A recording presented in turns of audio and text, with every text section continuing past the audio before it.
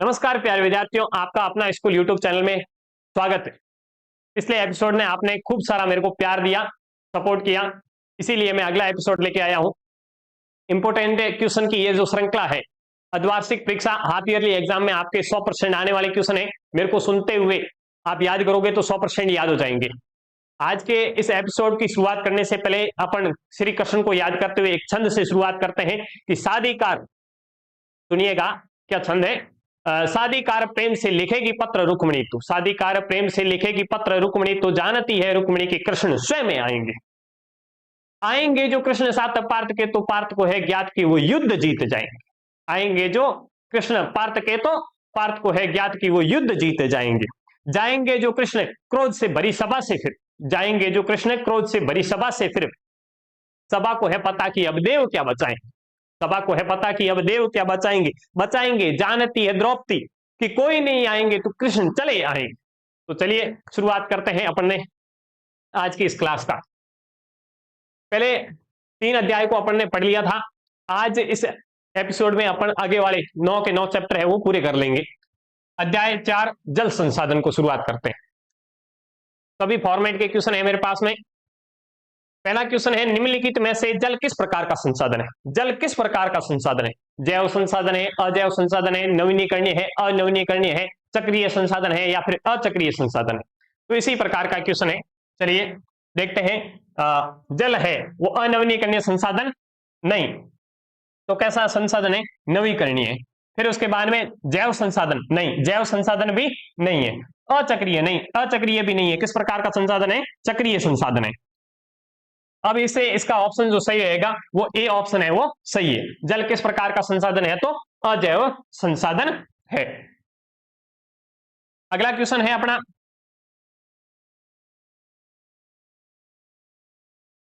देश में कुल जल का सबसे अधिक समानुपात निम्नलिखित सेक्टरों में से किस सेक्टर में सर्वाधिक है? सिंचाई सेक्टर में सर्वाधिक, उद्योग, घरेलू उपयोग या इनमें से कोई नहीं? क्या पूछ रहा है क्वेश्चन कि इन निम्नलिखित जो सेक्टर दिए गए, इन सेक्टरों में से ऐसा कौन सा सेक्टर है जिसके अंदर जल का उपयोग है वो सबसे अधिक किया जाता है? तो सिंचाई के अंदर अधिक किया जाता है, उद्योग के या फिर घरेलू उपयोग या इनमें से कोई नहीं? तो इसका सही आंसर रहेगा वो रहेगा सिंचाई, यानी कि कृषि के काम के लिए जल का उपयोग है वो सर्वाधिक किया जाता है। या चाहे धरातलीय जल हो या फिर भौम जल हो, दोनों में से भी सबसे सर्वाधिक जो जल का उपयोग है वो किसमें किया जाता है? सिंचाई में किया जाता है। क्या डाउट है बताइएगा। हाँ, क्या प्रतिशत है आप इसको कमेंट में बताइएगा कि इसमें कितने प्रतिशत जो जल का उपयोग है वो कृषि में किया जाता है। कमेंट करके मेरे को बता दीजिएगा। अगला क्वेश्चन है, पृथ्वी के कितने प्रतिशत धरातल पर जल है? पृथ्वी के कितने प्रतिशत धरातल पर जल है? तो इसका सही आंसर क्या है? ऑप्शन दे रखे हैं 64, 55, 71 या फिर 84। क्या ऑप्शन रहेगा सही? कमेंट कीजिएगा जल्दी से, बता देता हूं मैं आपको। इसका सही आंसर रहेगा वो 71। 71% भाग पर क्या है? जल है। पृथ्वी के 71% भाग पर जल उपलब्ध है। अगला, इसी प्रकार से पहले अपन वस्तुनिष्ठ क्वेश्चनों को पढ़ेंगे, उसके बाद में अतिलघुत्मक भी पढ़ेंगे, रिक्त स्थानों को भी पढ़ेंगे, निबंधात्मक क्वेश्चन भी पढ़ेंगे। सारे फॉर्मेट के क्वेश्चन आपको मिलने वाले हैं इस क्लास में। ताबड़तोड़ रिवीजन वाली क्लास है। मैंने क्लास का नाम ही ताबड़तोड़ रिवीजन दिया है। तो आपको भी अपनी कमर की पेटियों को बांध करके बैठे रहना है और सुनते रहना है। धरातलीय जल का मुख्य स्रोत कौन सा है? धरातलीय जल है, इनमें सबसे मुख्य स्रोत कौन सा है? नदियां हैं, झीलें हैं, तालाब या उपयुक्त सभी? तो ये धरातलीय जो स्रोत के सारे सही आंसर है। नदियों से भी धरातलीय जल प्राप्त होता है, झीलों से भी धरातलीय, तालाब से भी धरातलीय। इसका मतलब सही ऑप्शन हो जाएगा वो उपयुक्त सभी। अगला क्वेश्चन है अपना, निम्नलिखित में से पश्चिम प्रवाह की नदियां कौन सी है? नदियों का ऐसा कौन सा प्रवाह वाली नदियां हैं जो पश्चिम की ओर प्रवाहित होती है? गोदावरी ये पूर्व की ओर, कावेरी भी पूर्व की ओर, लूणी भी पूर्व की ओर। तो इसका सही आंसर नहीं, गंगा भी पूर्व की ओर, तो लूणी है वो पश्चिम की ओर प्रवाहित नदी होती है। लूणी पश्चिम की ओर प्रवाहित होती है, तो सही आंसर रहेगा इसका वो लूणी। हाँ, फिर उसके बाद में अगला क्वेश्चन है, धरातलीय और भौम जल का सबसे अधिक प्रयोग किस सेक्टर में किया जाता है? धरातलीय भौमजल का सर्वाधिक प्रयोग है वो किस सेक्टर में होता है? कृषि में होता है या फिर घरेलू कार्यों में, उद्योगों में, पेयजल में? अपन ने पहला था या शायद दूसरा क्वेश्चन था, उसी में पढ़ा था। जो जल का उपयोग है सर्वाधिक कौन से सेक्टर में होता है? सिंचाई। और सिंचाई कौन से सेक्टर से संबंधित है? तो कृषि। तो इसका सही आंसर होगा कृषि। धरातलीय हो या फिर भौमजल हो, दोनों में से सर्वाधिक उपयोग है वो कौन से सेक्टर में किया जाता है? कृषि में किया जाता है इसका उपयोग। फिर अगला क्वेश्चन है, इंपोर्टेंट क्वेश्चन भी है, और क्या क्वेश्चन है? पर्यावरण सुरक्षा अधिनियम कब पारित हुआ था? इंपोर्टेंट क्वेश्चन है। पर्यावरण सुरक्षा अधिनियम कब पारित हुआ था? 1976 में, 1996 में, 1986 या 2006?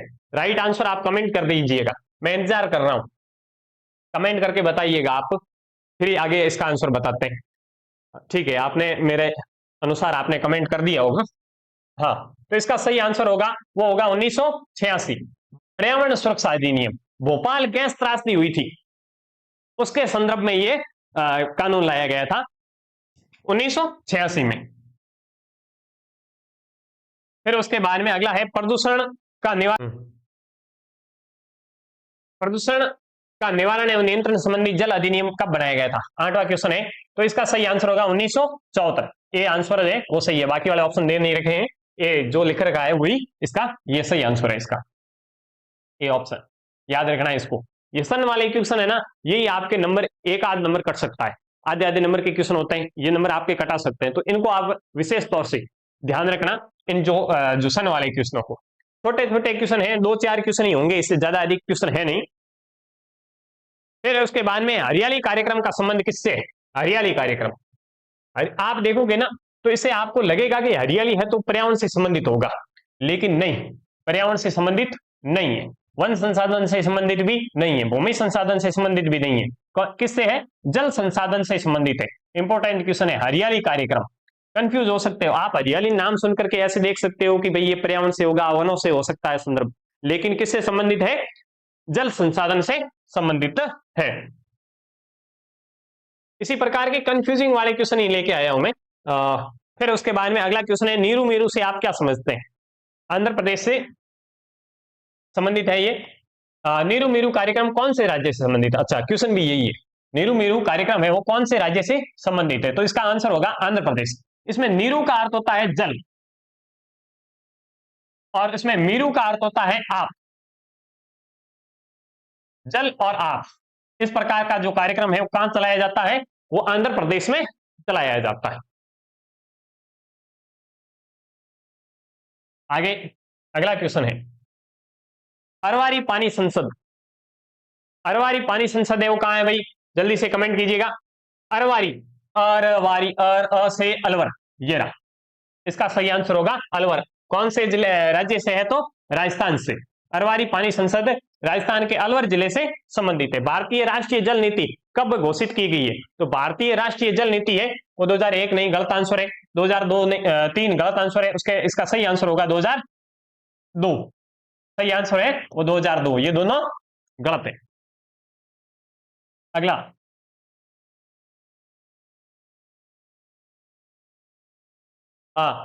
जल क्रांति अभियान कब प्रारंभ किया गया था? तो जल क्रांति अभियान है वो 2015-16 में प्रारंभ किया गया था। सही आंसर है इसका 2015-16। 2016-17 गलत है, ये सारे ऑप्शन गलत है, 2015-16 सही आंसर है इसका।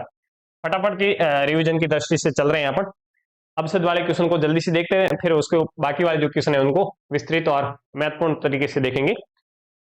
भौमजल के अत्यधिक उपयोग के कारण राजस्थान और महाराष्ट्र में भूमिगत जल के किस तत्व का संकेंद्रण बढ़ गया है? ऐसा कौन सा तत्व है जिसके बढ़ने से भूमिगत जल है वो प्रदूषित हो रहा है? तो कौन सा है? मैग्नीज गलत है, जिप्सम भी गलत है, सोडियम भी गलत है, इसका सही आंसर होगा फ्लोराइड। फ्लोराइड की मात्रा बढ़ने से हड्डियां कमजोर हो जाती है और हड्डियों से संबंधित रोग होगा। जैसे आपने राजस्थान में एक जगह क्षेत्र पढ़ते हो कुबड़ पट्टी वाला, नागौर और अजमेर के बीच वाला क्षेत्र है, तो हड्डियां कमजोर हो जाती है किसके कारण? फ्लोराइड की मात्रा के कारण। और ये राजस्थान और महाराष्ट्र के कई भागों में भूमिगत जल में पाया जाता है। अगला क्वेश्चन है अपना 15, निम्नलिखित दक्षिण भारतीय राज्यों में से किस राज्य का भौमजल उपयोग प्रतिशत इसके कुल भौमजल संभाव्य से अधिक है? तो इसका सही आंसर होगा तमिलनाडु। सही आंसर क्या है इसका? तमिलनाडु। अगला अति लघुत्मक क्वेश्चन, सिंचाई किसे कहते हैं? सिंचाई किसे कहेंगे? वर्षा की कमी या अभाव के कारण, वर्षा की कमी या अभाव के कारण शुष्क मौसम में खेतों में कृत्रिम ढंग से जल की आपूर्ति करना सिंचाई करना। खेतों में या तो वर्षा की कमी हो या फिर जल का अभाव हो, इन दोनों की वजह से कृत्रिम ढंग से आप सिंचाई कर रहे हो या फिर खेतों में पानी दे रहे हो, तो वो क्या कहलाती है? सिंचाई कहलाती है। गैन सिंचाई एक मुख्य समस्या बताइए। गैन सिंचाई की एक मुख्य समस्या है, क्या है? तो अधिक सिंचाई करोगे, यानी कि पानी की मात्रा क्या करोगे? खेतों में अधिक दोगे, तो पानी के साथ में लवणता है वो आएगी, और इस वजह से मृदा के अंदर लवणता की समस्या में वृद्धि होती है, जिसे अपन बोल सकते हैं सैम की समस्या में वृद्धि होती है। फिर सीपीसीबी का पूरा नाम क्या है? सेंट्रल पॉल्यूशन कंट्रोल बोर्ड, केंद्रीय प्रदूषण नियंत्रण बोर्ड है सीपीसीबी।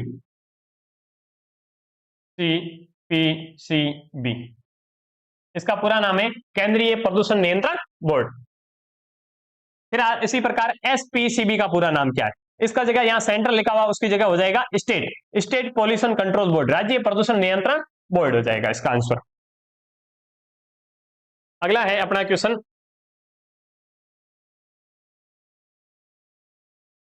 भूमजल को प्रदूषित करने वाले मुख्य कारक कौन कौन से हैं? भूमिगत जल है उसको प्रदूषित करने वाले कौन कौन से? तो फ्लोराइड हो गया, नाइट्राइड हो गया, या फिर भारी विषैली धातुएं हैं, ये भूमजल को प्रदूषित करती है। जल चक्रीय प्रक्रम का क्या लाभ है? अपन ने शुरुआत में ही पढ़ा था, जल एक किस प्रकार का चक्रीय संसाधन है। चक्रीय संसाधन का अर्थ समझे किस प्रकार से, यानी कि जल एक जगह ठहरता नहीं है, समुद्रों से वाष्पीकृत होकर के बादल बनता है, बादल से वापस बूंदों के रूप में बरसता है, और बूंदों से नदियों से, और नदियों से वापस समुद्र। इस प्रकार के ये चक्र है वो चलता रहता है, इसलिए जल को क्या बोलते हैं? एक चक्रीय संसाधन बोलते हैं। और इसमें चक्रीय प्रक्रम है उसको भी अपनाया जाता है, यानी कि जल के एक उपयोग लेने के बाद में उसको दूसरा उपयोग भी कर सकते हैं। जैसे उदाहरण के स्नान एवं बर्तन धोने के जल को बागवानी में भी उपयोग किया जा सकता है। स्नान एवं बर्तन धोने के बाद जो बच गया जल है उसको बागवानी में, यानी कि पेड़ पौधों को डाल दिया। फिर उद्योगों में शीतलन में जो उपयोग है उसमें भी कर सकते हैं। उद्योगों में जो मशीनें होती है गर्म हो जाने के बाद में उसको ठंडा करने में काम लिया जाता है। अग्निशमन के रूप में भी इसका प्रयोग किया जा सकता है। तो इस प्रकार यह जल है चक्रीय प्रक्रम है, इसके ये लाभ है, यानी कि इसका खूब सारी जगहों पर उपयोग होने के बाद में पुनः उपयोग किया जा सकता है। अब अपन आते हैं हरियाली परियोजना पर। किसके द्वारा चलाई गई है? हरियाली परियोजना केंद्र सरकार के द्वारा चलाई गई। केंद्र सरकार द्वारा संचालित जो ग्रामीण जनसंख्या को पीने, सिंचाई, मत्स्य पालन, वन रोपण के लिए, जल संरक्षण के लिए योग्य बनाता है। ग्रामीण क्षेत्र के लिए केंद्र सरकार के द्वारा एक ऐसी योजना चलाई गई है ग्रामीण क्षेत्र के लिए, जिसमें वो सिंचाई को भी साथ में ध्यान में रखते हुए, पेयजल को भी, और मत्स्य पालन को, वन रोपण के लिए भी, इनके लिए जो कार्यक्रम चलाया गया उसका नाम है हरियाली कार्यक्रम। किसके द्वारा चलाया गया? केंद्र सरकार के द्वारा। जल संभर परियोजना है एक प्रकार की। हाँ, आगे नीरू मीरू, शुरुआत में ही बात की थी। नीरू मीरू किस राज्य से संबंधित है? तो आंध्र प्रदेश से है। महाराष्ट्र का वो कौन सा गांव है जो जल संभर विकास का एक अच्छा उदाहरण है? तो रालेगांव सिद्धि गांव है, जिला अहमदनगर का एक गांव है। कौन से राज्य का है? महाराष्ट्र का। रालेगांव सिद्धि गांव है। इसकी आप एक स्टोरी दे रखी है किताब के अंदर, समय मिले तो इसकी स्टोरी को, एक कॉलम दे रखा है, उस कॉलम को पढ़ना जरूर। रालेगांव सिद्धि गांव है, जिला है अहमदनगर, महाराष्ट्र का गांव है। कृषि में जल का उपयोग मुख्य रूप से होता है। कृषि में जल का उपयोग मुख्य रूप से किस में किया जाता है? सिंचाई में। अरवारी पानी संसद व नीरू मीरू कार्यक्रम का संबंध किसके संरक्षण से? तो ये रिक्त स्थान वाला क्वेश्चन है, जल संसाधन के संरक्षण से संबंधित है। इसी प्रकार अगला क्वेश्चन है अपना 12वां, हरियाली केंद्र सरकार द्वारा परिवर्तित परियोजना है, जल संरक्षण की एक परियोजना है। कुंड व टांका क्या है? राजस्थान में जल संरक्षण करने के लिए एक भूमिगत टैंक बनाया जाता है। जल संरक्षण के लिए भूमिगत टैंक बनाया जाता है, उसको बोला जाता है कुंड या टांका।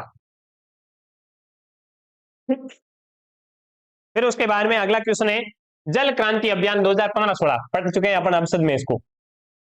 इसका मुख्य उद्देश्य क्या है? तो इसका मुख्य उद्देश्य है प्रति व्यक्ति जल, देश में प्रति व्यक्ति जल की उपलब्धता को सुनिश्चित करना। जल क्रांति अभियान की उद्देश्य है प्रति व्यक्ति जल की उपलब्धता को क्या करना? सुनिश्चित करना। प्रति व्यक्ति जल की उपलब्धता, प्रति व्यक्ति मतलब एक व्यक्ति के लिए उपयोग करने के लिए योग्य कितना जल है वो उपलब्ध, उसकी मात्रा को बढ़ाना। फिर बात में सिंचाई में प्रमुख साधनों के नाम लिखिए। सिंचाई में कौन से प्रमुख साधन लिए जाते हैं? सबसे अधिक है नलकूपों से, फिर कुओं से, तालाब और नहरों के माध्यम से सिंचाई की जाती है। अगला क्वेश्चन है अपना, धरातलीय जल के मुख्य स्रोत कौन कौन से? तो धरातलीय जल के मुख्य स्रोत है वो है नदियां हैं, झीलें हैं, तालाब और तलैया। छोटे तालाबों को तलैया बोला जाता है। धरातलीय जल के मुख्य स्रोत कौन कौन से हैं? नदियां हो गई, झीलें हो गई, तालाब हो गई, तलैया। ये जल संसाधन के छोटे धरातलीय स्रोत है। आगे अगला क्वेश्चन है,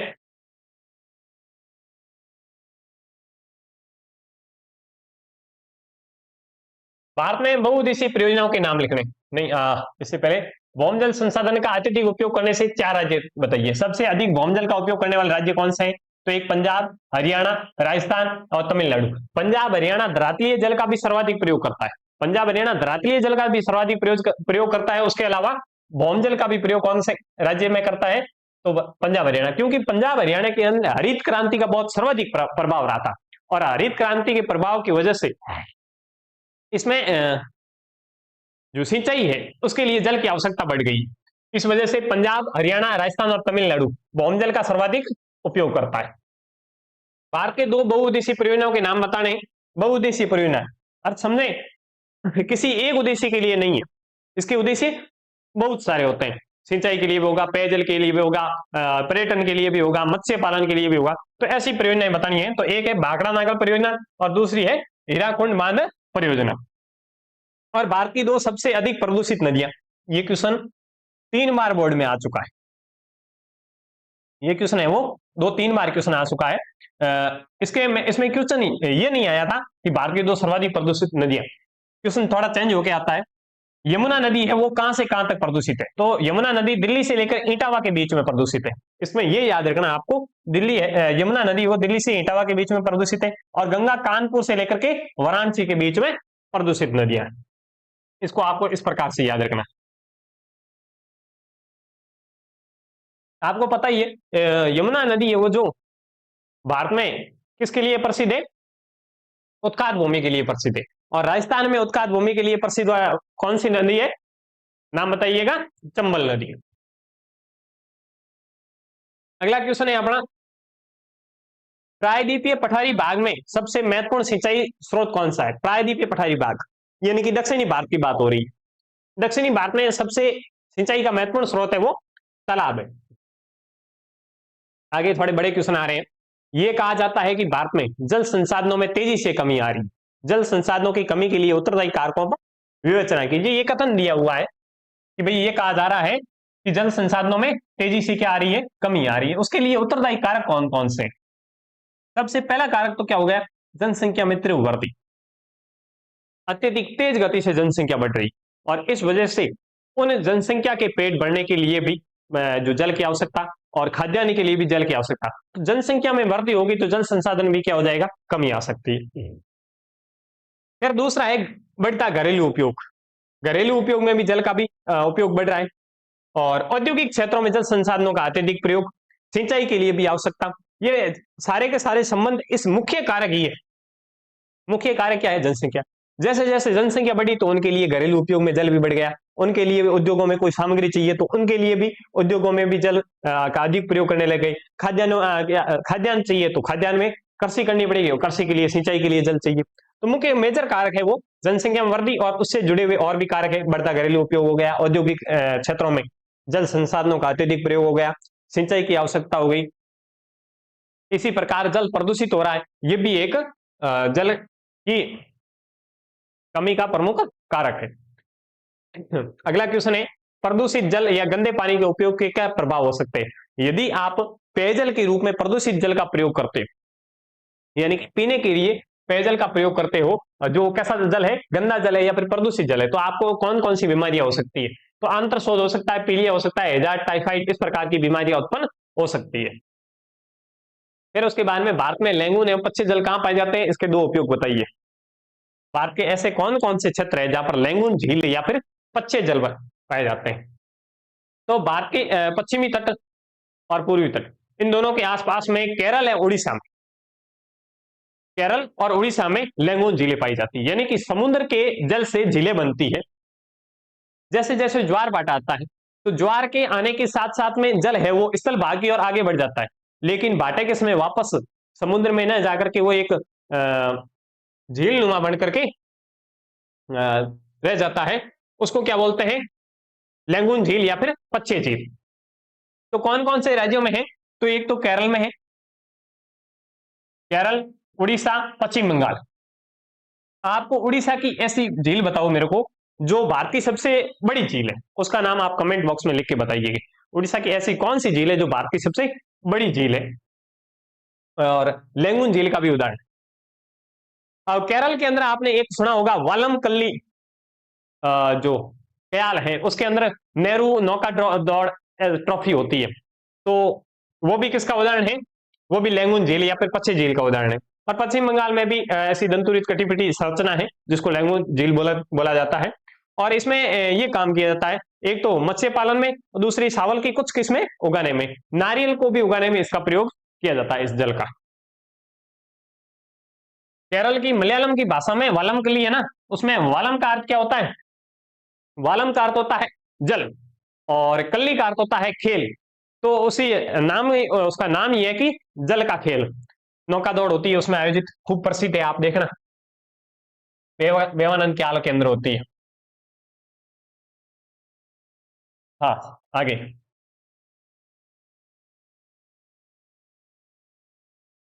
हाँ, 24वां क्वेश्चन है अपना, कुछ राज्यों में भोजन संसाधन के अत्यधिक उपयोग से क्या दुष्परिणाम उभर कर सक्षम सामने आए हैं, बताइए।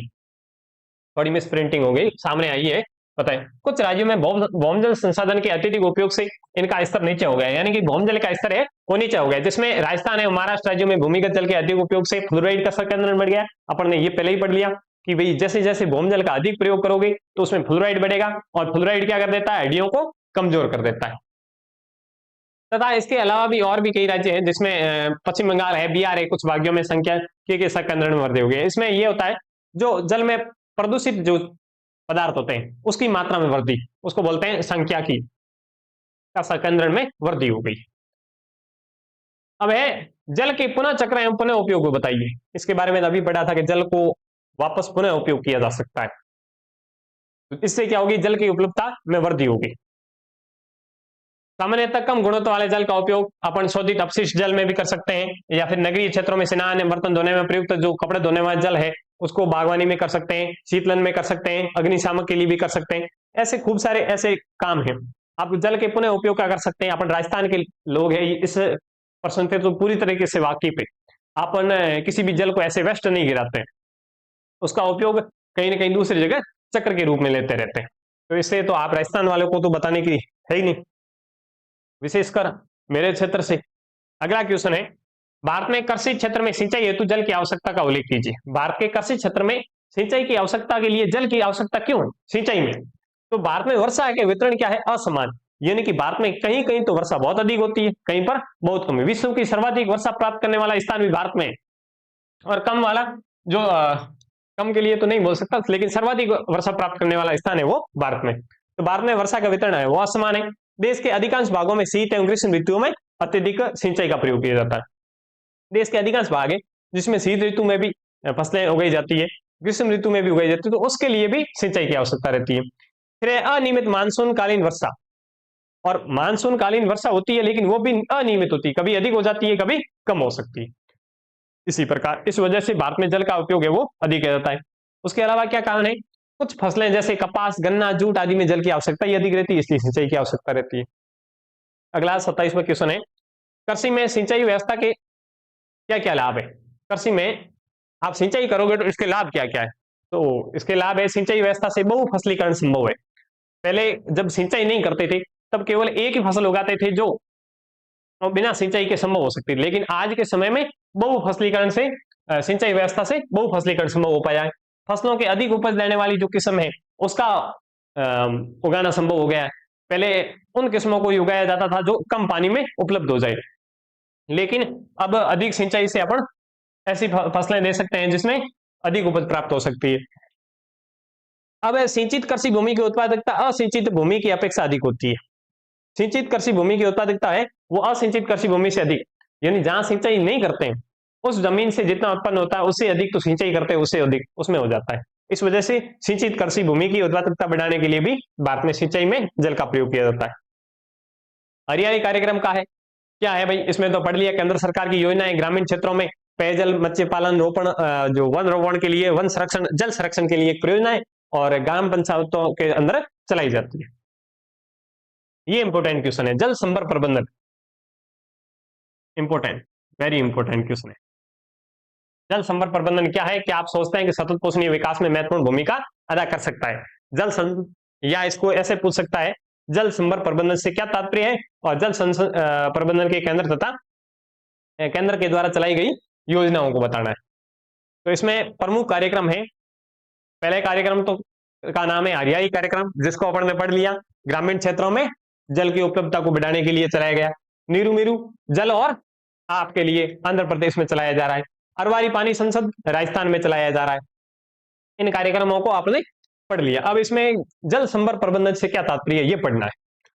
तो जल संभर प्रबंधन से तात्पर्य यह है कि धरातलीय एवं भौम जल के दक्ष प्रबंधन से, धरातलीय जल और भौम जल, उसका प्रबंधन इस प्रकार से करना है, यानी कि उच्च ढंग से करना है कि अधिक वेस्ट नहीं हो, बहुत दक्ष प्रबंधन, कुशल प्रबंधन बोल सकते हैं। इसके अंदर बहते जल को रोकना है, फालतू में जो बहता हुआ जल है उसको रोकना है। तालाब के पुनर्भरण के, कुओं आदि द्वारा भौम जल का संचयन करना और पुनर्भरण करना शामिल है।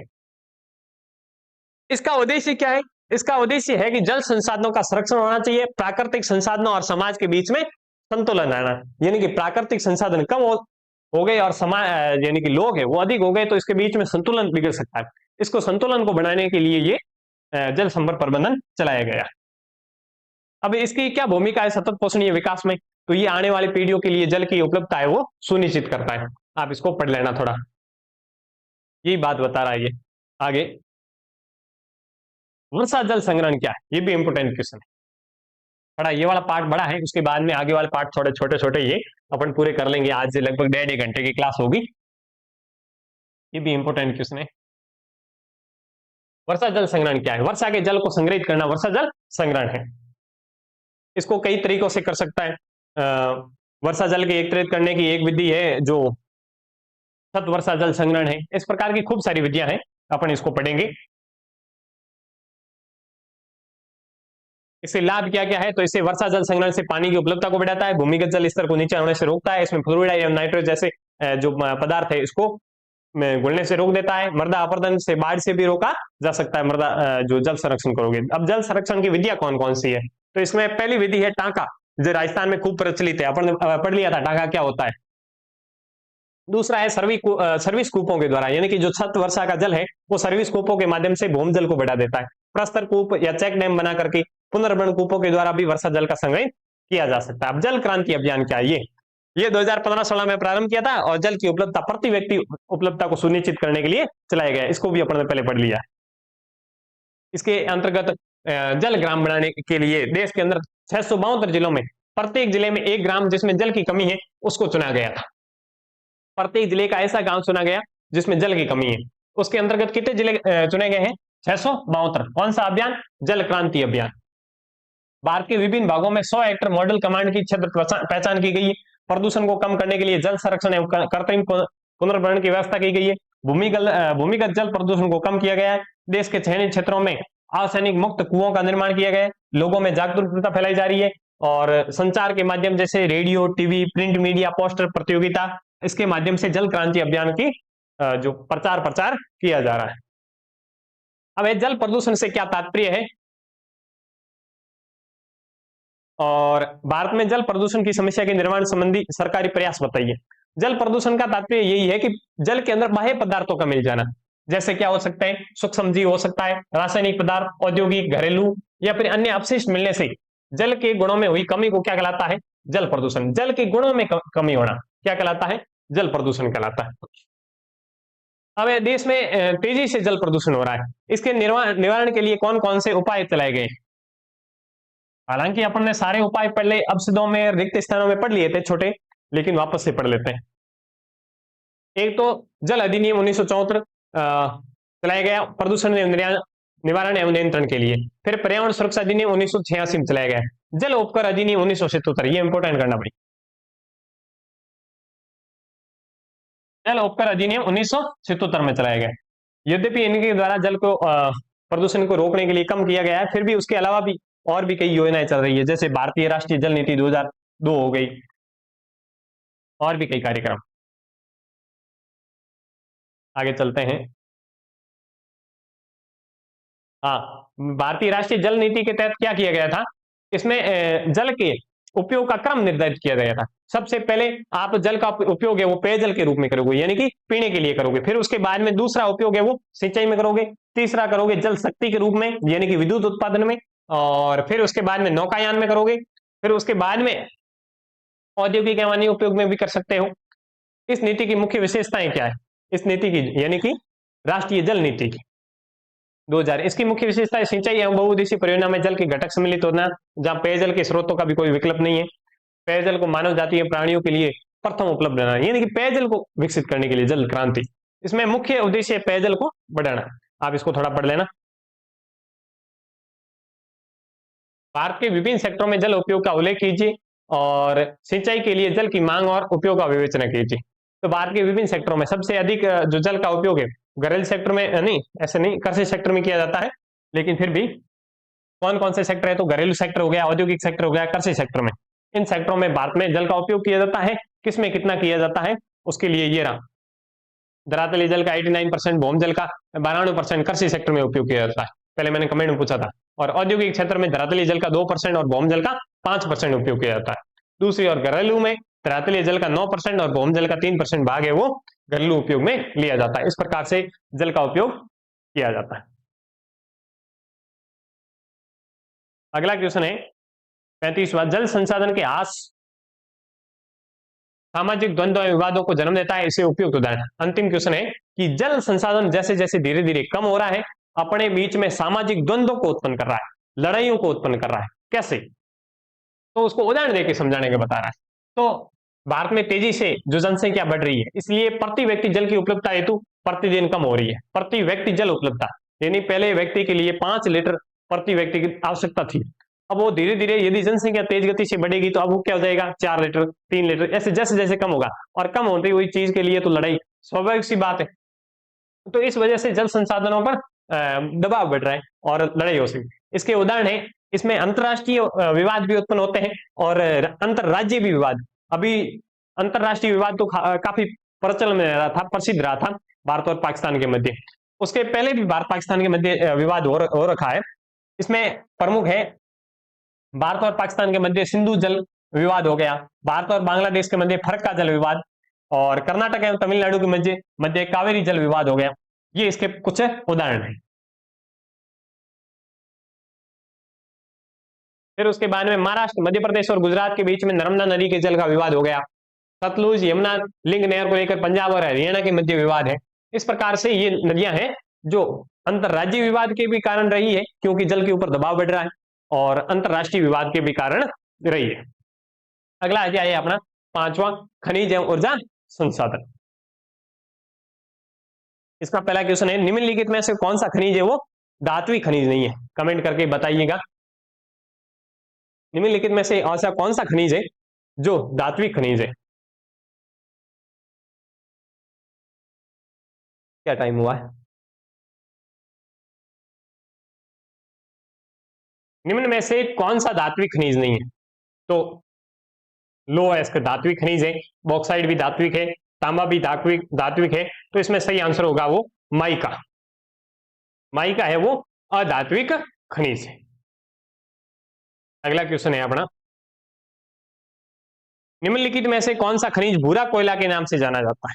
भूरा कोयला के नाम से कौन सा खनिज जाना जाता है, तो लिग्नाइट। कोयले का एक प्रकार है। अब चारों प्रकार को आपको लिख के मेरे को बताइए। कोयला के 4 प्रकार है, चारों प्रकार कमेंट में लिखिएगा। मैंने एक प्रकार लिख दिया है, लिग्नाइट कोयला है, उसको भूरा कोयला भी कहा जा सकता है। अगला क्वेश्चन है अपना, निम्नलिखित में से अधात्विक खनिज नहीं है। पहले धात्विक खनिज पूछा था, अब पूछ रहा है अधात्विक खनिज नहीं है। इसमें ऑप्शन है माइका, ये भी अधात्विक है, कोयला भी अधात्विक है, ग्रेफाइट भी अधात्विक, मैग्नीज है वो धात्विक खनिज है। इसके लिए मैंने अब बता दिया कि नॉट धात्विक खनिज कौन से, अधात्विक कौन से। तो धात्विक खनिज जिसके अंदर लोह धात्विक अंश पाया जाता है, जिसमें लोहा हो गया, मैग्नीज हो गया, तांबा, बॉक्साइड, यानी कि लोह धात्विक तो सारे ही आएंगे, और उसके अलावा भी और भी जो धात्विक है, धातु के अंश पाए जाते हैं, जो तांबा हो गया, बॉक्साइड हो गया, ये सारे के सारे धात्विक खनिज है। अधात्विक खनिजों के अंदर ईंधन खनिज है, जैसे कोयला, पेट्रोलियम, प्राकृतिक गैस, और इसके अलावा भी माइका हो गया, अभ्रक हो गया, चुना पत्थर हो गया, डोलामाइट हो गया, ग्रेफाइट हो गया, ये सारे अधात्विक खनिज है। और ऐसा क्वेश्चन आता है हमेशा कि निम्नलिखित में से कौन सा धात्विक है और कौन सा अधात्विक है। अगला क्वेश्चन है, भारत में किस किस्म का कोयला सर्वाधिक पाया जाता है? कोयले के चारों प्रकार आगे हैं। भारत में ऐसा कौन सा कोयले का प्रकार है जो सर्वाधिक पाया जाता है? चौथा ऑप्शन लिख देता हूं, यहां दिया हुआ नहीं है। चौथा पीट प्रकार का कोयला। हाँ, ए ऑप्शन दे रखा है एंथ्रेसाइट, बी है जो लिग्नाइट है, सी बिटुमिनस, और डी है वो पीट कोयला। अब इसको जो इसकी क्वालिटी के अनुसार जो क्रम है वो सबसे 1 नंबर पे क्रम ये रहेगा, फिर 2 नंबर पे ये आता है, फिर 3 नंबर पे ये आता है, फिर 4 नंबर पे ये रहता है। और भारत के अंदर सर्वाधिक पाया जाता है वो है बिटुमिनस। कौन सा कोयला है? बिटुमिनस कोयला, वो भारत के अंदर सर्वाधिक पाया जाता है। अगला क्वेश्चन है, निम्न में से किस किस्म को किस खनिज को तरल सोना कहा जाता है? प्राकृतिक गैस, यूरेनियम, कोयला, पेट्रोलियम। तो तरल सोना के लिए कौन सा खनिज जाना जाता है? आप कमेंट में आंसर लिखिए, मैं इसका आंसर दे देता हूं। इसमें आंसर होगा पेट्रोलियम। फिर उसके बाद में gas authority of India limited की स्थापना कब हुई थी? क्वेश्चन है, gas authority of India limited की स्थापना है वो कब हुई थी? हाँ, इसकी स्थापना कब हुई थी? आप कमेंट करके इसका आंसर दीजिएगा, इसकी स्थापना के लिए। फिर उसके बाद में बाबा बुदन की पहाड़ियां कौन से लो एस के लिए विख्यात? ऐसा कौन सा लो एस है? अच्छा, मैंने आंसर बोल दिया, सॉरी। बाबा बुदन की पहाड़ियां कौन से एस के लिए विख्यात है? तो इसका आंसर रहेगा लो एस। किसके लिए विख्यात है? लो एस के लिए। आपको मेरे को बताना है ऐसे कौन से जो खनिज है उसके लिए, खनिज के लिए तो बता दिया लो एस है। कृषि का ऐसा कौन सा उत्पाद है उसके लिए बाबा बुदन की पहाड़ियां है वो विख्यात है, वो भी बता दीजिएगा साथ में आपने।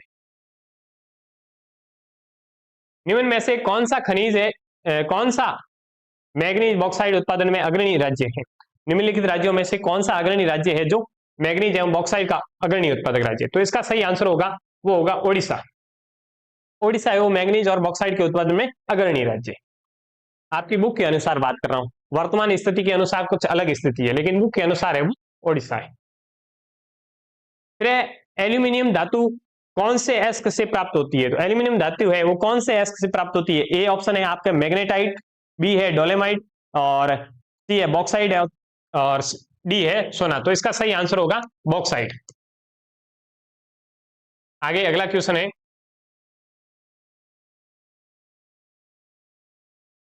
निम्न में से कौन से खनिज का उपयोग विद्युत एवं इलेक्ट्रॉनिक उपयोग में किया जाता है? तो इनमें से कौन से खनिज का उपयोग है वो विद्युत एवं इलेक्ट्रॉनिक उपयोग उद्योगों में किया जाता है? तो इसका सही आंसर होगा अभ्रक। अभ्रक इसका सही आंसर है। अगला है, निम्नलिखित में से किस स्थान पर पहला परमाणु ऊर्जा स्टेशन स्थापित किया गया? पहला परमाणु ऊर्जा स्टेशन है वो कौन से स्थान पर स्थापित किया गया? तो इसका सही आंसर होगा तारापुर। तारापुर के अंदर पहला परमाणु ऊर्जा स्टेशन स्थापित किए गए। निम्न में से कौन सा ऊर्जा का अनवीनीकरणीय स्रोत है? अनवीनीकरणीय जल नवीकरणीय है, पवन ऊर्जा भी नवीकरणीय है, सौर ऊर्जा भी नवीकरणीय है, लेकिन तापीय ऊर्जा है वो नवीकरणीय नहीं है। तो इसका सही आंसर हो जाएगा तापीय ऊर्जा। अगला क्वेश्चन हो गया, राजस्थान के किस स्थान पर सौर शक्ति विद्युत शक्ति ग्रह स्थापित किया गया है? तो इसका सही आंसर होगा वो होगा जोधपुर का मथानिया क्षेत्र। इसके अंदर है जो सौर शक्ति ग्रह स्थापित किया गया है, यानी कि सौर ऊर्जा के प्लांट है वो स्थापित किए गए। भारत में तेल एवं प्राकृतिक गैस आयोग की स्थापना कब हुई थी? तो इसका सही आंसर बताओ भाई। भारत में तेल एवं प्राकृतिक गैस आयोग की स्थापना कमेंट कीजिएगा। हाँ, इसकी सही आंसर है 1956 में। 1956 में भारत में तेल एवं प्राकृतिक गैस आयोग की स्थापना हुई थी। निम्न में से कौन से ऊर्जा का अनवीनीकरणीय स्रोत है ऊर्जा का अनवीनीकरणीय स्रोत कौन सा है? तो कोयला इसके अंदर हो जाएगा, वो अनवीनीकरणीय स्रोत हो जाएगा। बाकी सारे के सारे नवीकरणीय स्रोत है। हाल ही में तेल एवं प्राकृतिक गैस आयोग ने प्राकृतिक गैस के संभाव्य भंडार का पता लगाया है। ऐसे कौन से क्षेत्र में प्राकृतिक गैस के भंडार का पता लगाया गया है? तो उसका सही आंसर ऑप्शन है मथानी राजस्थान, या तो सौर ऊर्जा के रामनाथपुर तमिलनाडु। हाँ सही बात है, रामनाथपुर तमिलनाडु में प्राकृतिक गैस के भंडार का पता लगाया गया है। नवेलू तमिलनाडु गलत है, तारापुर महाराष्ट्र गलत है। अगला क्वेश्चन है, भारत का सबसे बड़ा कोयला क्षेत्र कौन सा है? भारत का सबसे बड़ा कोयला क्षेत्र है वो रानीगंज, बोकारो, जरिया या फिर? तो इसका सही आंसर है जरिया, जरिया है और भारत का सबसे बड़ा कोयला उत्पादक कोयला का क्षेत्र है। अब है रिक्त स्थान है।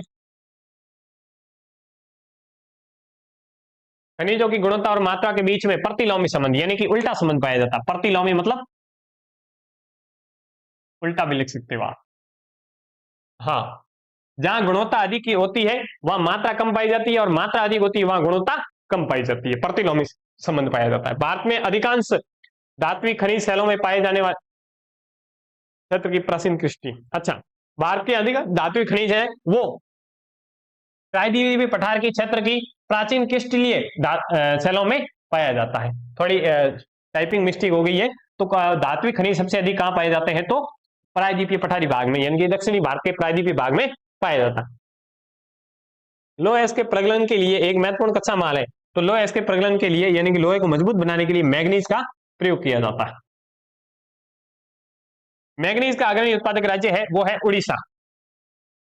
मैग्नीज का अग्रणी उत्पादक राज्य कौन सा है? तो इसके अंदर हो जाएगा उड़ीसा। बिजली की मोटरें, ट्रांसफार्मर, जनरेटर आदि बनाने एवं विद्युत उपयोग के लिए एक अपरिहार्य धातु है तांबा, यानी कि तांबे के उपयोग के बिना ये सारे पदार्थ वो नहीं बन सकते। मोटर हो गई, ट्रांसफार्मर हो गया, जनरेटर हो गया आदि है जो तांबे के बिना नहीं बन सकती है। आभूषणों को सुदृढ़ प्रदान करने के लिए मिलाए जाने वाला पदार्थ तो क्या हो जाएगा? तांबा। आभूषणों को मजबूत बनाने के लिए तांबा मिलाया जाता है।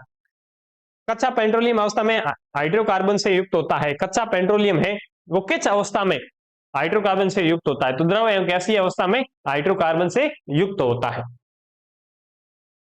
अगला है, अपरिष्कृत पेट्रोलियम अवसादी छालों में पाया जाता है। ट्रसरी युग की अवसादी छालों, ट्रसरी को हिंदी में बोल सकता है तृतीयक युग की जो अवसादी चट्टाने हैं उसके अंदर भी अवसादी छालों में जो पाया जाता है पेट्रोलियम पाया जाता है। फिर आपको मैं एक कमेंट में बताना, काफी टाइम हो गया कमेंट किया नहीं आपने। आप मेरे को बताओ कोयला है ना वो कौन सी शैलों में पाया जाता है? ये कमेंट करके बताइएगा। अवसादी शैलों में, ट्रसरी युग की अवसादी शैलों में तो क्या पाया जाता है? पेट्रोलियम। तो कोयला कौन सी शैलों में पाया जाता है बताइए। फिर उसके बाद में है, नाभिकीय ऊर्जा के उत्पादन में प्रयुक्त होने वाले महत्वपूर्ण खनिज यूरेनियम और थोरियम है। नाभिकीय ऊर्जा के लिए महत्वपूर्ण खनिज है उसका नाम है यूरेनियम और थोरियम। और यूरेनियम के निक्षेप शैल कहां पाए जाते हैं? धारवाड़ क्रम की शैलों में पाए जाते हैं। यूरेनियम के निक्षेप धारवाड़ क्रम की शैलों में पाए जाते हैं। फिर उसके बाद में खनिज से क्या तात्पर्य है? खनिजों के वर्गीकरण चित्र द्वारा प्रदर्शित कीजिए। अच्छा, खनिज से क्या तात्पर्य है? तो खनिज एक निश्चित रासायनिक एवं भौतिक गुण वाला कार्बनिक और अकार्बनिक उत्पत्ति से प्राकृतिक पदार्थ को क्या बोला जाता है? खनिज। खनिज के लिए ये पदार्थ होने चाहिए, एक तो उसका निश्चित रासायनिक एवं भौतिक गुण होना चाहिए और उसके साथ में उसकी उत्पत्ति है वो कार्बनिक रूप से या अकार्बनिक रूप से, प्राकृतिक रूप से होनी चाहिए, उसको बोलते हैं खनिज। या फिर ऐसे सीधे लिख सकते हैं जो भूमि से खोद कर निकाले जाने वाले पदार्थ को खनिज कहा जा सकता है। छोटी क्लासों में ऐसे ही लिखते आ रहे थे, लेकिन अब बड़ी क्लासों को उस हिसाब से आपको आंसर लिखना पड़ेगा। भारत में पेट्रोलियम संसाधन पर टिप्पणी लिखनी है। अपनी दुर्बल पेट्रोलियम है वो अपनी दुर्बलता या विविधता के कारण पेट्रोलियम को तरल सोना कहा जाता है। कच्चा पेट्रोलियम द्रव और गैसीय अवस्था में हाइड्रोकार्बन से युक्त होता है। ये मैंने दोनों है ना खाली स्थान में दिया था। तरल सोना भी कहा जाता है और हाइड्रोकार्बन से युक्त कौन सी अवस्था में होता है? तरल एवं द्रव एवं गैसीय अवस्था में। तो इसकी रासायनिक संरचना और रंगों और विशिष्ट घनत्वों के में विभिन्नता पाई जाती है। इसका उपयोग कहाँ होता है? मोटर वाहन में होता है, रेलवे, वायुयानों में इसके ईंधन के दहन के लिए ये आवश्यक स्रोत है। इसके अलावा भी और भी कई प्रकार थे जो पेट्रो रसायन होते हैं, जैसे उर्वरक हो गया, कृत्रिम रबड़ हो गया, कृत्रिम जैसे दवाइयां, वैसलीन, स्नैक, मोम, साबुन, अन्य सौंदर्य सामग्रियों में भी पेट्रोलियम के जो पेट्रो रसायन है इसका प्रयोग किया जाता है। अब इसके उत्पादक क्षेत्र, पेट्रोलियम के उत्पादक क्षेत्र कौन कौन से हैं? तो असम का डिगबोई क्षेत्र, जहां सर्वाधिक सबसे पहले असम के डिगबोई में सबसे पहले पेट्रोलियम, भारत में पेट्रोलियम की खोज हुई थी। आपको पता होगा डिगबोई, इसका नाम इस प्रकार कैसे पड़ा? तो इसकी एक संदर्भ में कहानी है, सुन लीजिएगा। काफी टाइम हो गया, लंबे समय से आप सुनते जा रहे हो, तो एक कहानी को सुन लीजिए। डिगबोई क्षेत्र में पेट्रोलियम की खोज इस प्रकार हुई थी। प्राचीन समय में अपने भारत में अंग्रेजों का राज था। अंग्रेज उस क्षेत्र से गुजर रहे थे और पहले अंग्रेज हाथी पर बैठ के निकलते थे। तो अंग्रेज हाथी पे बैठे गुजर रहे थे, तो उनका हाथी है वो असम के इस डिगबोई वाले क्षेत्र में कीचड़ में धस गया। तो आसपास के क्षेत्र से लड़कों को बुलाया गया और बोला कि भाई हाथी को निकालो। और कीचड़ की विशेषता है, जैसे जैसे आप कोशिश करोगे निकालने की, वैसे वैसे धसता जाएगा। तो कीचड़ खोद रहे थे, तो अंग्रेजी में उन्होंने जो अंग्रेज थे, अंग्रेजों ने उसका उत्साहवर्धन के लिए बोला गया, डिग बॉय डिग बॉय डिग बॉय डिग बॉय। डिग यानी खोदना, और शाबाश, और खोदो और खोदो और खोदो, अपन बोलते हैं ना, उसी प्रकार से वो करते गए।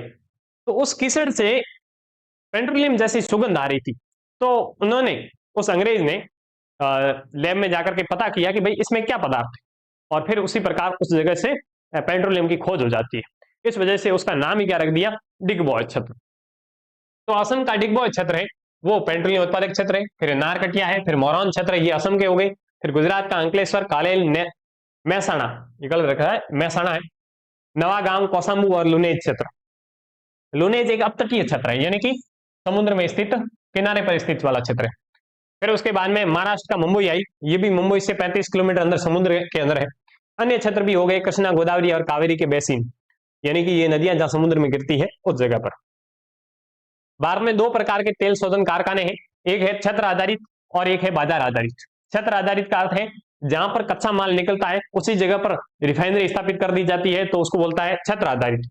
और यदि बाजार के समीप, यानी कि पेट्रोलियम की जहां खपत होती है उस जगह पर यदि रिफाइनरी लगाई जाती है तो क्या हो जाएगी, क्षेत्र आधारित। तो क्षेत्र आधारित में तो कौन कौन सी है, डिगबोई तेल शोधन कारखाना हो गया, और बाजार आधारित में बरेली शोधन कारखाना, बरेली बिहार के अंदर है, डिगबोई है वो असम के अंदर। अब मैं आपको क्वेश्चन पूछ रहा हूं कि अपने राजस्थान में पचमढ़ी में जो रिफाइनरी लग रही है वो कैसी है, क्षेत्र आधारित है या फिर बाजार आधारित? आप इसका उदाहरण देकर कमेंट में मेरे को बताइएगा।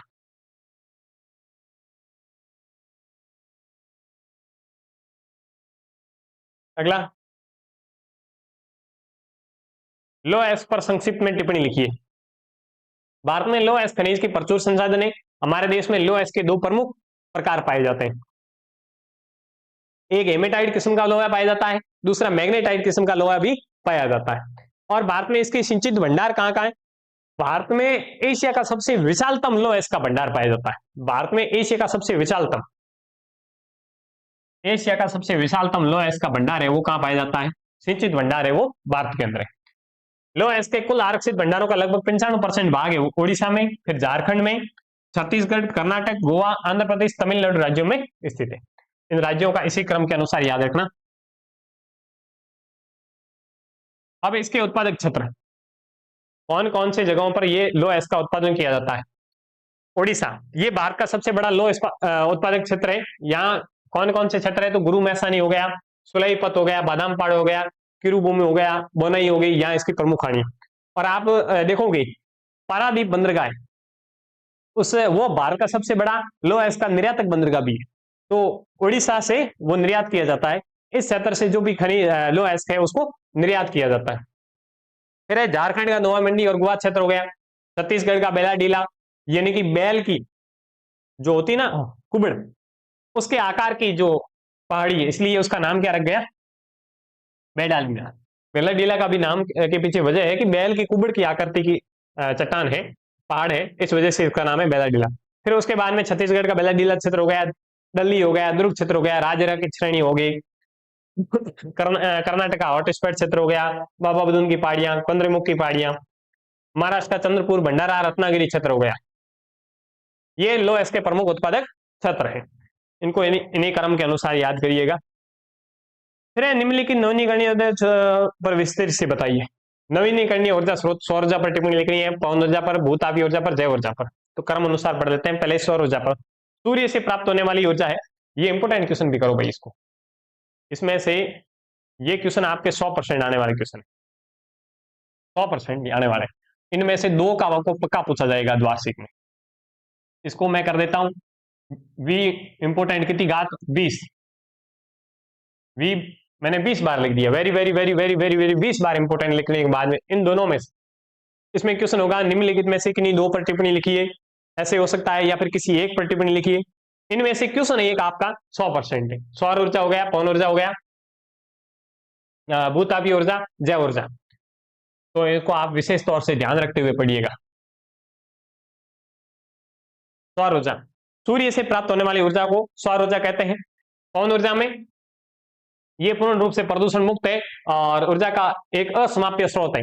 जब तक सूर्य है, जब तक हवाएं चलती है, तब तक पवन ऊर्जा रहेगी। ये पवन ऊर्जा में गतिज ऊर्जा से टरबाइन के माध्यम से विद्युत ऊर्जा में बदला जाता है। भारत में पवन ऊर्जा के लिए गुजरात है, महाराष्ट्र है, राजस्थान है, कर्नाटक के अनुकूल परिस्थितियां विद्यमान है।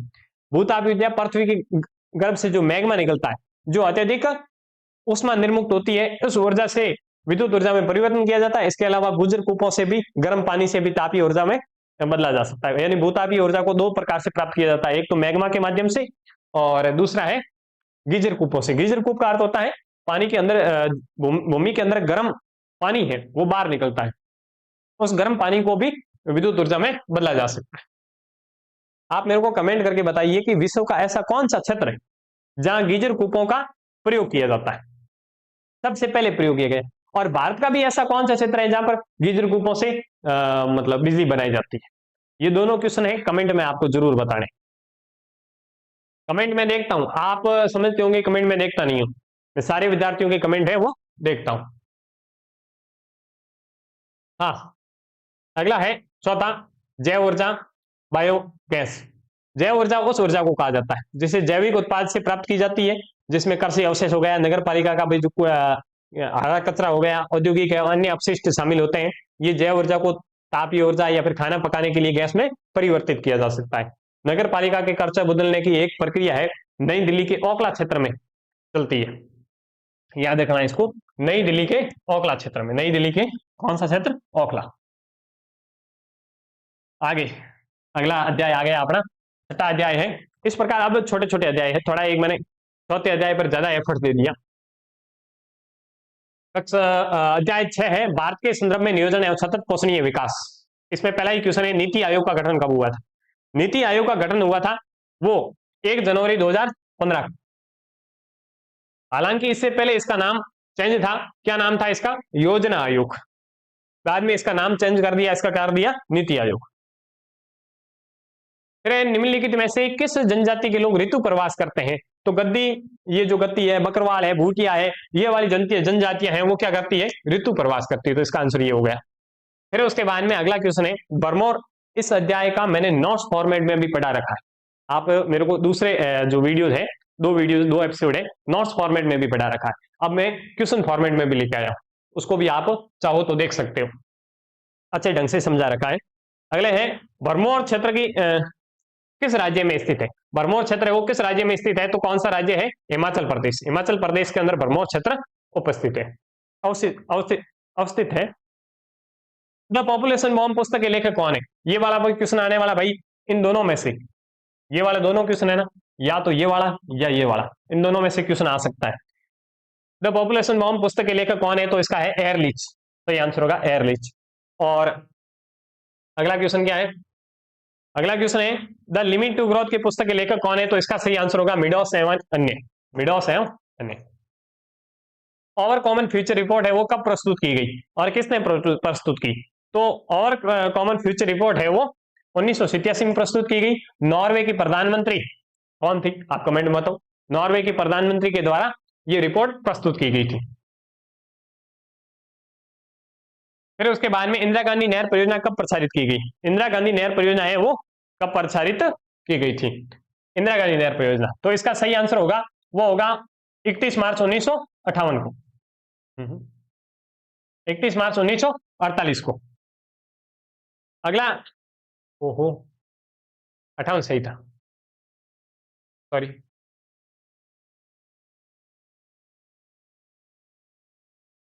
इकतीस मार्च 1958 को इंदिरा गांधी नहर परियोजना है वो प्रारंभ की गई थी। क्या होगा? हाँ, फिर जनजातीय उपयोजना कब प्रारंभ हुई थी? जनजातीय का उपयोजना है वो कब प्रारंभ हुई थी? 1974 में जनजातीय उपयोजना प्रारंभ हुई थी। नीति आयोग से पूर्व नियोजन का कार्य किस संस्था के द्वारा किया जाता था? योजना आयोग के द्वारा। नीति आयोग से पहले कौन सा आयोग था? तो था योजना आयोग। फिर प्रादेशिक नियोजन का संबंध किससे है? प्रादेशिक नियोजन का संबंध है वो किससे है? तो क्षेत्रीय विकास से, एक क्षेत्र के विकास से संबंध है इसका। अब रिक्त स्थानों की पूर्ति की। रिक्त स्थानों के क्वेश्चनों में है पर्वतीय क्षेत्र विकास कार्यक्रम को पंचवर्षीय परियोजना प्रारंभ की गई। प से पर्वतीय, प से 5वीं पंचवर्षीय योजना, प से पंचवर्षीय, और इसमें सूखा संभाव्य विकास कार्यक्रम है ना, वो भी च से सूखा और च से 4थी पंचवर्षीय योजना।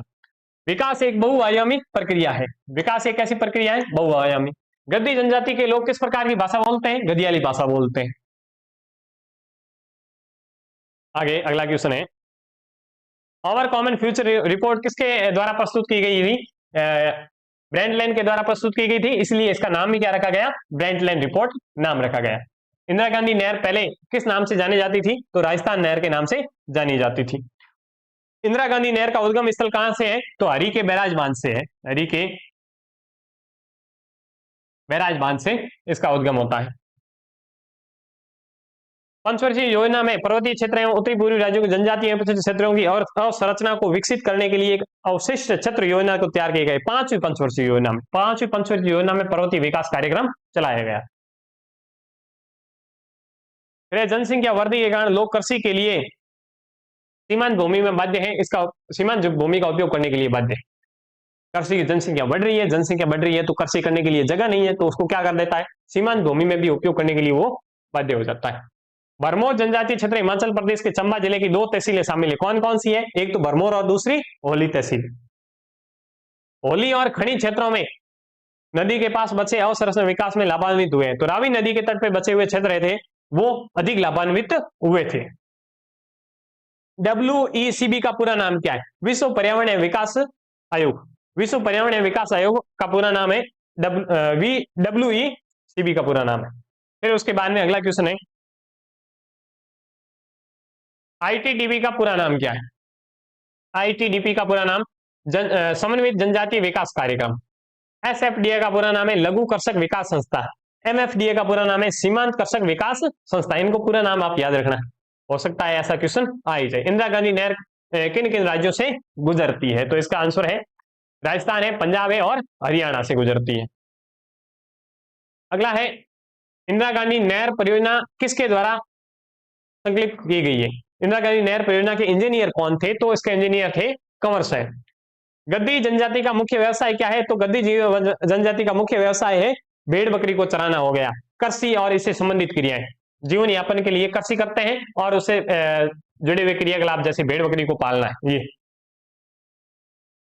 द्वितीय विश्व युद्ध के उपरांत विकास की संकल्पना आर्थिक वृद्धि की प्राय थी, इसके रूप में मापा जा सकता था।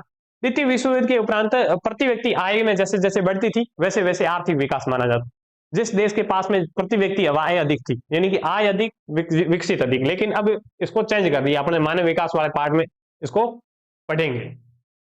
लघुत्रात्मक क्वेश्चनों पे आते हैं, बस 2 ही पार्ट रहे हैं, 1 घंटे में लगभग समाप्त हो जाएगा, अगले आधे घंटे में, और आपके पूरे किताब का रिवीजन हो जाएगा।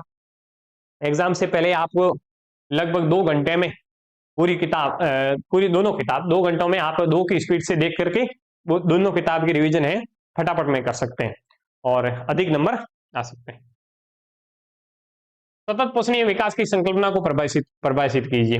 ऐसा विकास जो भविष्य की आने वाली पीढ़ियों की आवश्यकताओं की पूर्ति करता है और वर्तमान पीढ़ियों की आवश्यकताओं की पूर्ति करता है, उसको बोलते हैं सतत पोषणीय विकास। नीति आयोग का गठन कब हुआ? इससे पूर्व कार्य करने वाली संस्था का नाम क्या था? तो नीति आयोग का गठन 1 जनवरी 2015 को हुआ। इससे पूर्व कार्य करने वाली संस्था का नाम था योजना आयोग। नीति आयोग के उद्देश्य क्या है? नीति आयोग के उद्देश्य केंद्र एवं राज्य सरकार को युक्त तकनीकी सलाह देना। ये क्या करता है? केंद्र एवं राज्य सरकार के बीच में तकनीकी सलाह देता है जिससे अधिक विकसित किया जा सके। और आर्थिक नीति निर्माण में राज्यों की भागीदारी सुनिश्चित करना। केंद्र सरकार को आर्थिक नीति निर्माण करने के लिए राज्यों की भागीदारी है या फिर राज्यों के जो भी विकसित प्लान है उसको भी साथ में सम्मिलित करना। नियोजन से क्या तात्पर्य है? नियोजन के दो उपगमन या उपागम बताइए।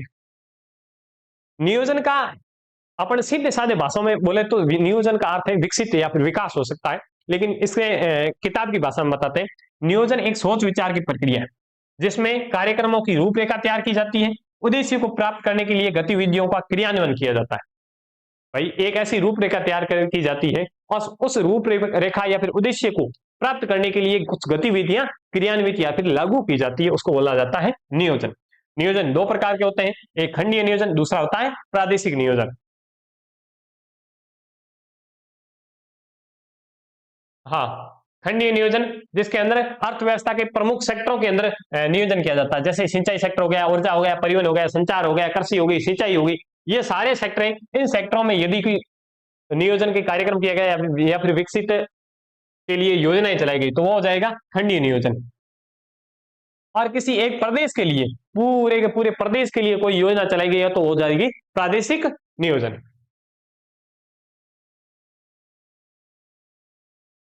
अगला है पहाड़ी क्षेत्र विकास कार्यक्रम के मुख्य उद्देश्य बताइए। पहाड़ी क्षेत्र विकास कार्यक्रम बोल दे या फिर पर्वतीय क्षेत्र विकास कार्यक्रम, तो पहाड़ी क्षेत्र विकास का मुख्य कार्यक्रम बागवानी के विकास करना, रोपण कृषि को बढ़ावा देना, पशुपालन को बढ़ावा देना, मुर्गी पालन, वानिकी, लघु एवं ग्रामीण उद्योगों के विकास करने के लिए स्थानीय लोगों को उपयोग करते हुए उसके उद्देश्य से चलाया गया था। अब पर्वतीय विकास कार्यक्रम हेतु सुझाव देने, इसको यदि पर्वतीय विकास कार्यक्रम को अच्छे ढंग से लागू करने के लिए क्या सुझाव दे सकते हैं? तो स्थानीय संसाधनों का और प्रतिभाओं का विकास करना, जीविका निर्वाह अर्थव्यवस्था के लिए मुख्य उन्नों की अर्थव्यवस्था बनाना, पारिस्थितिक संतुलन को बनाए रखना, पिछड़े क्षेत्र की बाजार व्यवस्था को सुधार करके श्रमिकों को लाभ पहुंचाना। ये सूखा संभावित क्षेत्र विकास कार्यक्रम के उद्देश्य बताना है। सूखा संभावित विकास कार्यक्रम कौन से पंचवर्षीय योजना में चलाया गया था? चौथी पंचवर्षीय योजना। इस कार्यक्रम का उद्देश्य सूखा संभावित क्षेत्रों को रोजगार उपलब्ध करवाना था। और रोजगार उपलब्ध करवाने के लिए इन्होंने क्या काम किया था? सीवरेज का काम किया था, नहरों का निर्माण किया था, सूखे का प्रभाव करने के लिए उत्पादक संसाधनों को विकसित करना था। इसके अंदर सूखा संभावित क्षेत्र कार्यक्रम के कौन कौन से कार्य किए गए? तो चौथी पंचवर्षीय योजना के अंदर अधिक श्रमिकों की आवश्यकता लिए सिविल निर्माण पर बल दिया था, मैंने अभी बोल दिया। परंतु पांचवी पंचवर्षीय योजना इसके अंतर्गत सिंचाई परियोजना, भूमि विकास कार्यक्रम, वनीकरण, चारागाह विकास, आधारभूत ग्रामीण अवसंरचना जैसे कार्यक्रमों पर काम किया गया था। अब इंदिरा गांधी नहर में चरणों पर टिप्पणी लिखना। इंदिरा गांधी नहर के कितने चरणों में कार्य किया गया था? तो दो चरणों में कार्य हुआ था। पहले में उत्तरी राजस्थान में कार्य हुआ और द्वितीय चरण के अंदर जो पश्चिमी दक्षिणी राजस्थान है वहां कार्य किया गया था और पेयजल को भी शामिल किया गया था। पहले केवल सिंचाई का उद्देश्य था और विस्तृत परियोजना वो द्वितीय है, प्रथम नहीं है। प्रथम के अंदर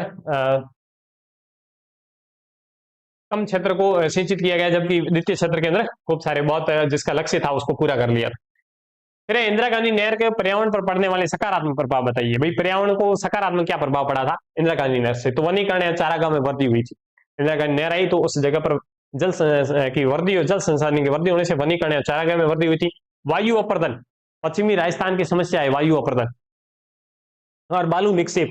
वायु एक जगह से वायु अपर्दित होती है और भूमि को दूसरी जगह लाकर निक्षेप में जमाती है, जैसे बालू निक्षेप की प्रक्रिया में कमी आ गई है इंदिरा गांधी नहर प्रक्रिया नहर से।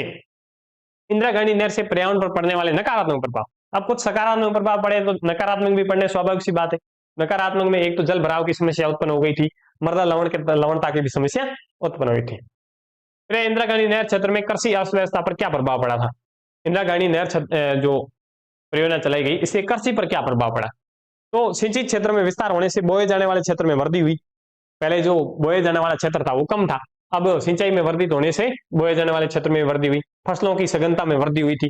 पारंपरिक फसलें बाजरा, ग्वार और चना के स्थान पर गेहूं, कपास, मूंगफली और चावल ने ले लिया था। पशुधन पालन में भी वृद्धि हुई थी। इंदिरा गांधी नहर कमान क्षेत्र में सतत पोषणीय विकास को बढ़ावा देने वाले उपाय, इंपोर्टेंट क्वेश्चन है, वेरी वेरी इंपोर्टेंट क्वेश्चन है। इंदिरा गांधी नहर कमान क्षेत्र में सतत पोषणीय विकास के बढ़ावा देने के लिए उपाय बताइए। तो इसके लिए कुछ उपाय है। एक तो जल प्रबंधन नीति का कठोरता से क्रियान्वयन होना चाहिए। ऐसे नहीं होना चाहिए कि कोई एक तो पानी का उपयोग अधिक कर लेता है, किसी के पास में पहुंच नहीं है, तो जल प्रबंधन नीति का प्रयोग अच्छे ढंग से होना चाहिए। कम पानी में उत्पन्न होने वाली फसलों की बुआई पर जोर देना चाहिए। जलाक्रांता यानी कि जल भराव या सैम की समस्या, लवण से प्रभावित जमीन को पुनर्दान करना चाहिए, उसको वापस सही करना चाहिए। वनीकरण एवं फसलों की रक्षक मेला का निर्माण करना चाहिए, चारागाहों का विकास है वो करना चाहिए। इंदिरा गांधी नहर की व्याख्या निम्नलिखित बिंदुओं के आधार पर कीजिए। शुरुआत कहां से हुई, उद्गम स्थल क्या है, और कमान क्षेत्र कितना है, लिप्त नहर कितनी है, इसके आधार पर। तो इंदिरा गांधी नहर परियोजना की शुरुआत हुई थी 31 मार्च 1958 से हुई थी। उद्गम इसका पंजाब के हरी के मैदान से। कमान क्षेत्र इसका 19.63 लाख हेक्टेयर इसका कमान क्षेत्र है। इसमें लिफ्ट नहरें चलाई गई थी। इंदिरा गांधी नहर की सभी लिफ्ट नहरें कौन से किनारे से निकलती है, बाएं किनारे से, ध्यान रखना, बाएं किनारे से लिफ्ट नहर निकलती है। और ये लिफ्ट नहरें नहर के ढाल के विपरीत होने के कारण जल को बार बार मशीनों से ऊपर उठाया जाता है। कैसे, जो राजस्थान का जो ढाल है वो पाकिस्तान की तरफ होने की वजह से उस वाले क्षेत्र में तो पानी आसानी से पहुंच जाता है, लेकिन इसके विपरीत बाएं तरफ, यानी कि आप इंदिरा गांधी नहर को इस प्रकार से निकालोगे तो इधर तरफ ये वाला भाग बायां है और ये दायां रहेगा। इस वाले भाग में क्या हो जाएगी, लिफ्ट नहरें निकालनी पड़ेगी, यानी पानी मशीनों से ऊपर उठाना फिर उसको बाहर में पहुंचाने के लिए। लक्ष्य क्षेत्र नियोजन से आप क्या समझते हैं, लक्ष्य क्षेत्र कार्यक्रम के कोई उदाहरण बताने। तो लक्ष्य क्षेत्र नियोजन के अंदर उदाहरण है सूखाग्रस्त क्षेत्र विकास कार्यक्रम, पर्वतीय विकास कार्यक्रम, ये हो गई।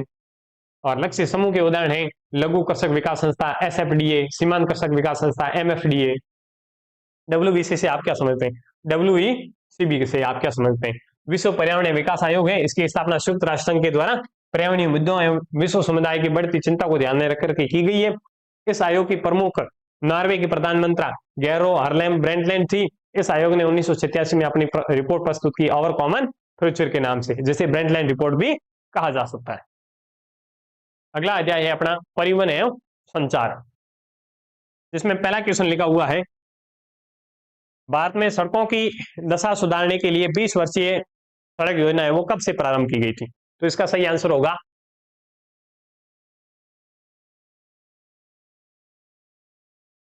इसका सही आंसर है 1961 में। 1961 में भारत में सड़कों की दशा सुधारने के लिए 20 वर्षीय सड़क योजना प्रारंभ की थी। 1943 के अंदर नागपुर योजना प्रारंभ की गई थी। फिर उसके बाद में भारतीय राष्ट्रीय महामार्ग प्राधिकरण NHAI का प्रचलन कब से शुरुआत किया गया था। तो इसकी शुरुआत हुई था 1995 से। 1995 से NHAI का प्रारंभ किया गया था। भारत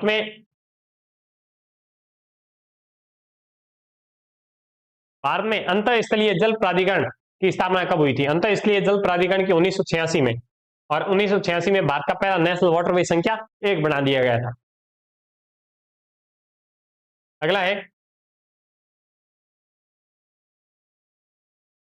क्या क्वेश्चन है, निम्नलिखित में से परिवहन का प्रकार नहीं है, थोड़ा मिस प्रिंटिंग है, परिवहन का प्रकार नहीं है। सड़क परिवहन का प्रकार है कि नहीं है, जल है कि नहीं है, वायु है कि नहीं है, मोबाइल परिवहन का प्रकार नहीं है भाई।